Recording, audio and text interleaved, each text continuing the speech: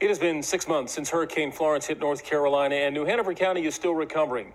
So far, residents and local governments have received more than $93 million in state and federal funds. But getting people back into their homes remains a big issue, especially in the hard-hit North Chase community. WRL's Amanda Lamb picks up the story from there. One of the biggest challenges in this Wilmington neighborhood 6 months after the storm is getting contractors. That's why people here are relying heavily on volunteer groups to get back on their feet. We are recovering, but we're still in a recovery process. We're not 100%. Since the day Florence hit, Hey! Lynetta Carlson has been working to help her neighbors in the North Chase community in New Hanover County get back on their feet. And you've seen a lot of positive. You've seen a lot of people helping.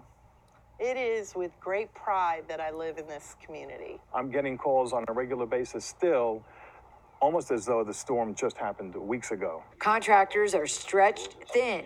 Contractor Mark Markley not only donated his services and a portion of his profits back to the community. Look at this mess.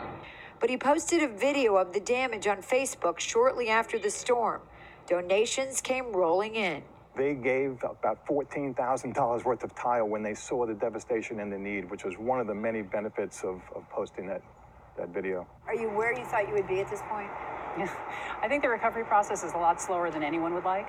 Beth Schrader oversees Hurricane Florence recovery for New Hanover County. We really took a big hit on our affordable housing spectrum, which is part of why that's become such a large priority for our Board of County Commissioners. Volunteers are filling in the gap. What we get is an overwhelming gratitude. Jeff Willis is part of a Toronto group aptly called Shifted Focus, where you shift the focus from yourself to others. I think that we're called to serve.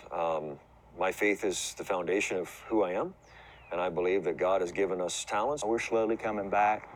There are less and less tarps every day, from new roofs being put up. Ed Sunday manages disaster relief crews for a Wilmington church and has been working since the day after the storm. Feels good to be giving back to people.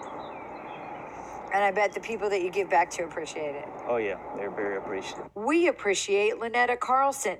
We first met her when we were covering the storm in September. We were almost out of gas. She gladly gave us some of hers. You came and we didn't have gas. Yes. And you brought It some was gas. a no-brainer. It really was. Well, for us, it was more than a no-brainer. We appreciated it very much. Yes. I mean, you had extra gas and you just wanted to help. Yeah.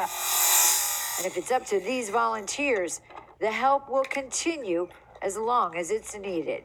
While a lot of progress has been made, people in this community say it could take a full 2 years from the date of the storm for Wilmington to completely come back. Amanda Lamb, WRAL News, Wilmington. Boy, 2 years from one storm. We'll be sharing more stories with you this Wednesday in a special 5:30 newscast. Get a close look at the progress being made since the storm, the resilience of the people who lived through it, and how businesses are preparing for what they hope will be a busy tourist season. That's Wednesday at 5:30 here on WRAL.